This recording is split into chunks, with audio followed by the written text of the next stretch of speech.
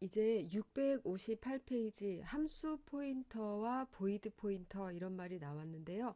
먼저 함수 포인터에 대해서 배우겠습니다. 함수의 포인터라는 것은 어떤지 먼저 설명문을 읽어볼게요. 함수의 주소값을 저장하는 포인터 변수다. 반환형, 인자 목록이 일치하는 함수의 주소를 저장할 수 있다 라고 했어요. 그러면 함수를 우리가 정의합니다. 어떤 함수를 정의하면 그 함수라는 것 자체는 어느 영역에 잡히나요? 우리가 알고 있는 메모리 영역은 데이터 영역, 스택 영역, 코드, 그 다음에 힙 영역 이렇게 네 개로 나뉘어져 있어요. 그럼 함수를 내가 만들었다. 함수의 정의가 된 것이죠. 그것은 어느 영역에 있나요?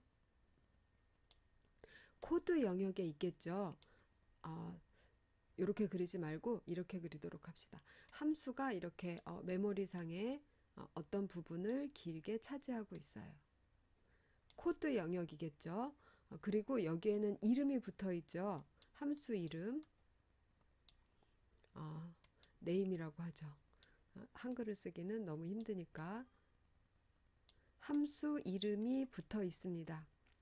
그러면 요것 자체가 함수고 이거에 대해서 이름이 붙어 있는데 이 자체에 대한 포인터 변수가 있는 거예요. 그래서 요거는 주소 값을 저장할 수 있는 함수 포인터인 거죠. 함수 포인터. 그래서 얘는 이거의 첫 번째 주소를 가지고 있는 형태가 되는 겁니다. 함수 포인터라는 것은 이렇게 생겼어요. 그런데 이 그림 어딘가 익숙하지 않나요? 이 그림. 배열의 형태하고 비교해 보세요. 배열은 물론 안에 똑같은 타입의 원소들이 여러 개 붙어 있다는 거 면에 있어서 이 내부 구성은 펑션하고는 다릅니다. 그런데 그 내부 구성 어떻게 돼 있는가를 제외하고 한번 봅시다. 이렇게 긴 영역의 메모리가 있는데 그 메모리에다가 이름을 붙여놨어요. 그리고 그 이름을 읽어보면 리드 했을 때는 그 이름이 뭘 주냐 하면 주소값을 줘요. 어떤 주소값? 자기가 대표하고 있는 영역에 첫 번째 바이트 주소값을 줍니다. 그래서 그것을 그 영역의 랭스는 모르지만 어쨌든 그 영역이 어디서부터 시작하는지를 바깥에서 그 이름을 읽어가지고 보관할 수가 있어요. 그럼 이 펑션 포인터도 마찬가지예요. 여기 펑션에 이름이 붙어 있으니까 그 이름을 읽어다가 여기다가 넣어서 펑션이 어느 위치에 시작하고 있는지 얘가 알고 있는 거예요. 그럼 다시 포인터라는 걸로 돌아와서 포인터는 주소값을 가지고 있는 게 포인터 변수죠. 그런데 주소값 플러스 뭘 가지고 있죠? 포인터 변수는 선언할 때 이걸로 표시하죠. 나는 포인터다. 그 다음에 이름을 붙이죠. 그러면 얘가 주소값을 보관할 수 있게 되는 겁니다. 그런데 여기에 뭐가 하나 더 있죠? 앞에 내가 가리키고 있는 건 무슨 타입이다 라는 거를 가지고 있어서 이거 덕분에 얘가 역참조, 간접 참조를 해서 자기가 가지고 있는 주소 번지수를 찾아갔을 때 그거를 읽을 수도 쓸 수도 있고 그 다음에 이 P가 뿔뿔 이렇게 했을 경우에는 뿔뿔이나 마이너스 마이너스 이렇게 했을 때는 포인터의 연산도 가능하고 그것이 다 어디에 달렸다? 이 포인터의 타입에 달렸다라는 것을 알고 계시죠? 이 타입 부분. 그럼 펑션 포인터도 마찬가지입니다. 펑션 포인터도 내가 가리키고 있는 펑션이 어떻게 생겼다라는 그 어, 펑션의 타입을 알고 있어야 돼요. 그래서 그냥 단순히 포인터 뭐라고 포인터 표시와 이름만 있는 게 아니라 어떤 모양의 펑션을 가리키는 포인터다라고 그 함수 프로토타입을 알려줘야 돼요. 그래서 여기서 빨간색으로 적은 이 부분이 바로 그거를 설명하고 있는 겁니다. 이렇게 생긴 반환형은 뭐고 인자 목록은 뭐인 함수, 이렇게 생긴 함수에 대한 주소값을 내가 가지고 있다 라는 걸 표시를 해줘야 돼요. 그럼 이것이 드러나는 방법으로 선언을 해야 되겠죠. 다음을 봅시다. 그래서 함수 포인터를 선언하는 방법을 봐요. 자, 먼저 이 부분 봅시다. 이 부분 봐요. add라는 함수에 이건 뭐예요? 우리가 아는 형태죠. 함수 원형 선언, 함수 프로토타입을 나타내고 있죠. 이 윗부분은 예, 그거예요. 그런데 프로토타입하고 아주 똑같은 거 같으면서 뭔가 다른 이건 뭡니까? 이것이 바로 함수 포인터 선언을 하고 있는 거예요. 어느 부분이 다른지 봅시다. 어떠한 함수가 있는데 그거에 반환 타입, 인자에 대한 정보를 다 줬어요. 즉, 함수 프로토타입이 가지고 있는 정보를 다 갖고 있어요. 뭐만 빼고, 이름만 빼고. 이름만 빼고 프로토타입의 정보를 그대로 가지고 있습니다. 그런 다음에 이렇게 생긴 앞뒤를 합해서 이렇게 생긴 거에 대한 포인터라는 뜻으로 이렇게 씁니다. 그리고 지금 느끼셨겠지만 이 함수 포인터를 감싼 이 괄호 있잖아요. 이게 매우 중요하죠. 이 괄호가 없다면 어떻게 되나요? 함수 원형 선언이 되겠죠. 어떤 함수?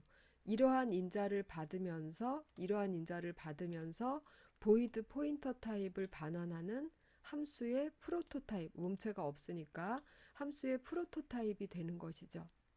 여기에 앞뒤에 가로가 있어야만 함수 포인터 선언이 되는 것입니다. 차이점을 정확히 아시겠죠?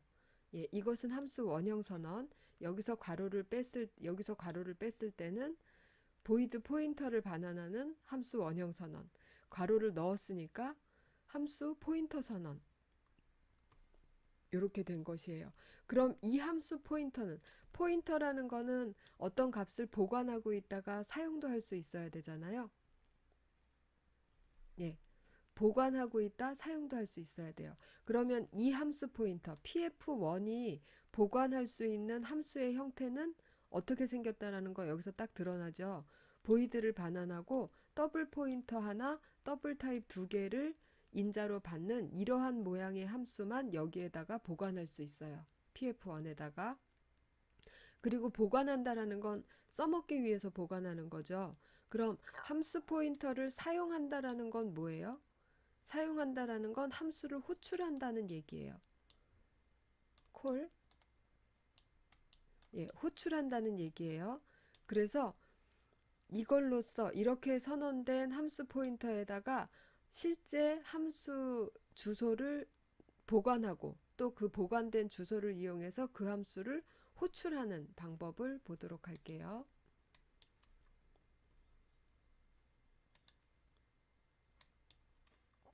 자, 함수 포인터에 값을 대입하는 방법입니다. 여기 보면 add라는 건 실제 함수의 이름이어야 돼요. 이 함수를 함수 포인터에다가 보관하는 겁니다. 요거 괜찮아요. 그리고 얘도 괜찮아요. 이거 지금 전에 배열 부분에서 제가 한번 설명한 적 있었는데 이게 주소 연산자인데 이게 들어가도 되고 안 들어가도 된다는 게 말이 되나라고 생각하겠지만 add라는 것은 어떤 영역에 대한 대표하는 이름이라고 했죠. 그래서 이 이름을 읽었을 때라는 게 바로 이 경우예요. 이름을 읽었을 때는 이 이름이 자신을 대표해서 뭘 주냐 하면 자기가 가리키고 있는 영역 전체의 첫 번째 주소값을 내놓는다고 했어요. 그래서 그냥 이런 노테이션이, 이러한 표기법이 가능한 겁니다. 그렇지만 리얼로 진짜로 안에서 이루어지는 일은 이 형태가 이루어지고 있는 거예요. add가 가지고 있는 영역의 첫 번째 주소값이 나와서 ptr1으로 들어가는 것입니다. 이 부분 잘 정확하게 이해하시기 바랍니다. add는 어떤 영역을 대표하는 이름이다. 그것이 실제 add의 역할인데 add를 읽었을 때는 주소값이 나온다.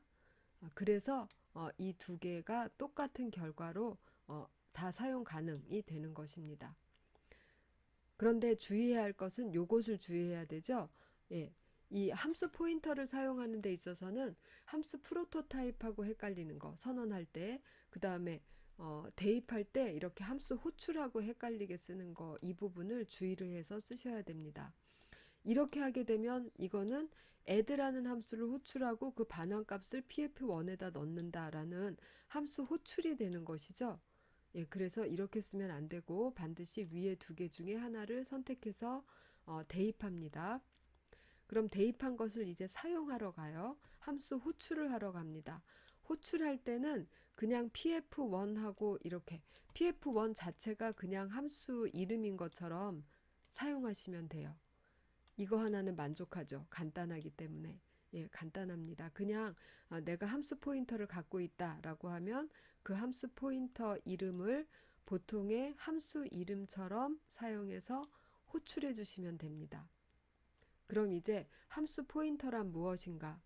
함수 포인터는 어떻게 값을 대입받나, 어떻게 사용하나, 즉 함수를 호출하나 이 부분을 제가 설명하세요라고 하면 여러분들이 설명할 수 있게끔 지금 무슨 말 했는지 잘 모르겠다라는 분들은 다시 되돌려보기 하면서 명확하게 개념 정리를 해두시기 바랍니다.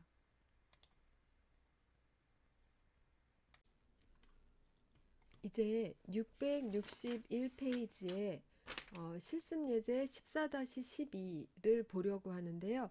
한 페이지 안에다 넣으려니까 여기는 좀 읽기가 복잡하게 되어 있어요. 그래서 프로그래밍 도구에 가서 보도록 하겠습니다. 네, 이게 보기 좋게 늘어났죠.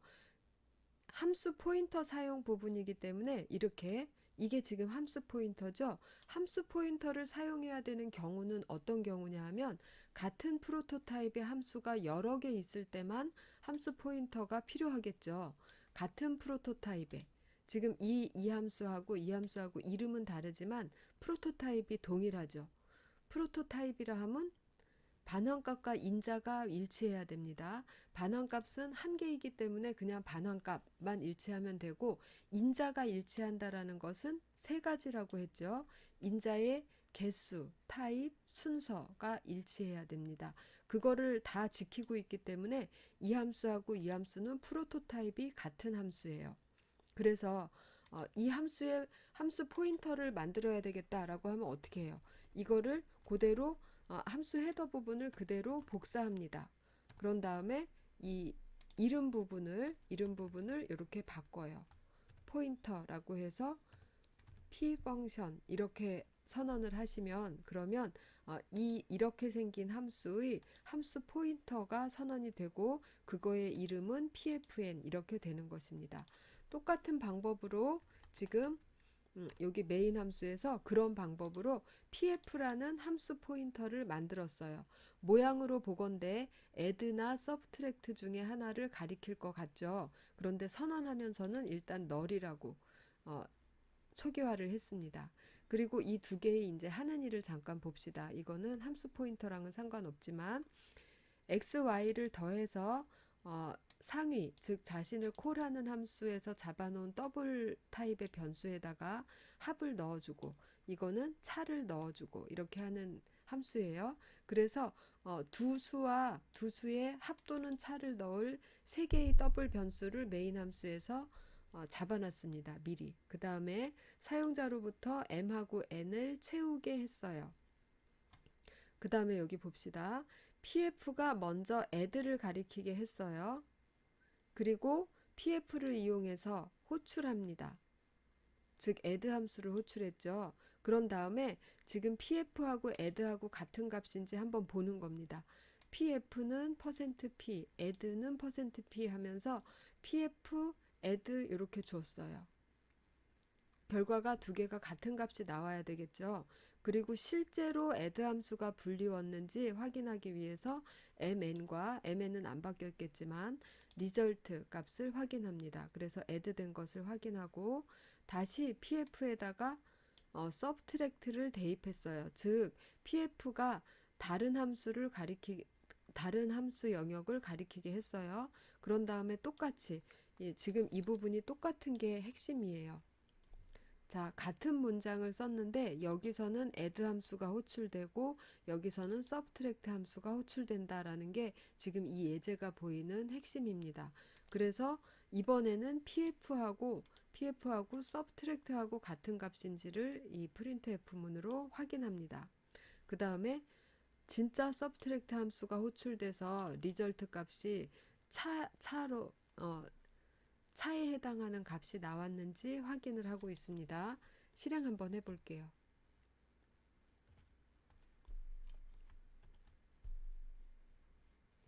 예, 5, 4 이렇게 넣을게요. 그러면 5 더하기 4를 한번 하고 5 빼기 4를 한번 했죠. 그리고 add의 주소랑 같았다가 그 다음에는 subtract의 주소랑 같아졌다 이렇게 보이고 있습니다. 그럼 예제는 어떻게 돌아가는지 이거 잘 읽어보시고 실행해 보시면 이해는 될 거예요. 그런데 이런 번거로운 일을 뭐하러 하나? 그냥 add라고 부르면 되고 subtract라고 부르면 되는데 라고 생각하시는 게 당연합니다. 지금 이 예제는 사용 방법만 보여주기 위해서 add 넣었다, subtract 넣었다 하는 예제예요. 실제로는 이렇게 사용하는 일은 없겠죠. 이렇게 사용하는 일은 없고 요 다음 예제처럼 사용하는 경우가 이제 진짜 함수 포인터를 사용하는 예제입니다. 그럼 다음 예제로 넘어가 볼게요.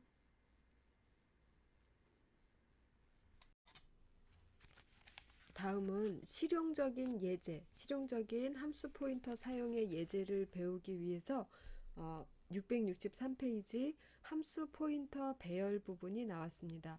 이 부분은 설명은 교재를 보면서 설명을 해드릴 테니까 663페이지를 펴도록 하세요. 슬라이드에는 지금 아무 얘기 안 나옵니다. 다음 예제할 때까지. 663페이지 보면 함수 포인터 배열이다 라고 나와 있는데 그냥 말만 한번 생각해 봅시다. 포인터의 배열이라는 거 배웠죠. 포인터의 배열은 포인터가 위주가 아니라 배열이 위주예요. 배열인데 배열이면 원소가 여러 개 있는 것이죠. 같은 타입의 원소가. 그런데 그것이 인테저 포인터 타입의 배열이에요. 그러면 인테저 포인터가 즉 주소값이 똑같은 것이 여러 개 있는 그래서 배열이다 이런 얘기잖아요. 그럼 함수 포인터 배열이라는 것을 얘기해 봅시다. 역시 배열이니까 같은 타입이 여러 개 있는 거예요. 그런데 함수 포인터가 여러 개 있습니다. 그렇다라는 건 이 함수 포인터 역시 같은 타입의 함수 포인터여야 되겠죠. 즉 프로토타입이 같은 함수에 대한 포인터가 여러 개 있다. 이게 함수 포인터 배열의 개요입니다. 그럼 그림 14-24를 봅시다. 맨 위에 보면 함수의 프로토타입과 함께 함수 포인터가 선언된 것 같은데 뒤에 가까로 열고 3 이렇게 해서 배열 모양을 하고 있어요. 여기에서 유의하실 것은 괄호를 분명히 쳐야 함수 포인터 선언이 되는데 괄호를 어디까지 치는지가 애매할 수 있잖아요. 괄호는 배열 부분까지 다 감싸도록 괄호를 치시는 겁니다. 교재에 있는 그 모양을 눈에 잘 익혀두세요. 함수 그 배열의 이름까지로 괄호치고 뒤에다가 괄가로 이렇게 넣는 것이 아니라 괄가로까지 다 포함해서 괄호를 치셔야지 함수 포인터 배열이 됩니다. 그래서 3개짜리 원소 3개짜리 배열이 선언되었는데 이 배열은 뭐냐 하면 주소값만 3개 가지고 있죠. 그 아랫단을 보시면 주소값만 3개 가지고 있어요. 각각의 주소값은 무엇이냐 하면 각기 다른 함수의 위치를 보관하고 있겠죠. 네, 그럼 위치를 보관하고 있다라는 것은 이 3개의 똑같이 생긴 쌍둥이라고는 할 수 없지만 형제라고 할 수 있겠죠. 똑같이 생긴 함수를 인덱스 값에 따라서 서로 다른 것을 부를 수 있는 형태가 되었죠.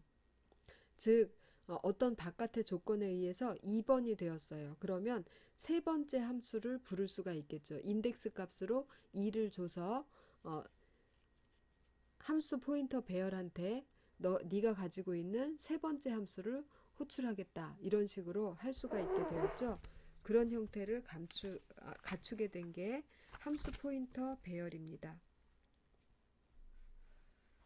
그럼 이것을 초기화시키는 모양을 한번 볼게요. 다음 장으로 넘겨서 664페이지 그림 14-25 윗부분을 봅시다. 선언하는 방법인데 거기 소스 모양에서 맨 아랫줄에 있는 것이 함수 포인터 배열을 선언하고 있는 부분이죠. 선언을 했는데 여기에다가 넣을 함수들의 프로토타입이 그 윗부분에 쭉 나와 있죠. 프로토타입이 나와 있다라는 건 이 함수들의 정의 부분, 몸체 부분은 이 파일 안에 지금 이 소스가 있는 위치보다 아랫부분에 위치해도 된다. 심지어는 다른 소스 파일에 위치해도 된다라는 의미예요. 즉 함수 선언은 바로 위에 있으면 선언만 바로 위에 있으면 된다는 겁니다. 그래서 다시 그 밑에 그림 14-26으로 가봅시다. 거기 가보면 맨 위에 줄이 이번에는 좀 전에 본 맨 아랫줄을 그대로 복사해 놨어요. 함수 포인터 배열이 선언됐습니다. 선언하면서는 값을 그냥 쓰레기 값으로 둔 거예요. 그리고 바로 다음에서 실행문 4개를 연달아 쓰면서 어떻게 했어요? 4개의 각기 다른 함수를 첫 번째 원소, 두 번째 원소, 세 번째, 네 번째 원소에다 넣었죠. 예, 이렇게 초기화를 시켜도 되고 좀 더 현명한 방법은 보통 함수 포인터 배열에 어, 그 함수 포인터를 번갈아 가면서 넣어서 사용하는 경우는 별로 없어요. 각각의 함수 포인터가 특정 함수를 가리키게끔 만들어 놓고 그거를 인덱스 값에 의해서 호출하기 위해서 함수 포인터 배열을 사용하거든요. 그래서 그 맨 아래 그림 14-26의 맨 아래 한 줄짜리 이 부분이 더 많이 사용되는 예입니다. 함수 포인터 배열을 선언하면서 선언문에서 바로 초기화를 시켜줬죠. 4개의 함수를 쭉 가감, 승제 이렇게 4개의 함수를 쭉 넣었습니다. 초기화를 시켜줬어요. 이렇게 해놓고 인덱스 값으로 함수를 호출하면 어떤 편리한 예제가 나오나 라는 것이 이제 바로 다음 실습예제 14-13에 나와 있습니다. 그럼 그 부분 들어가 봅시다.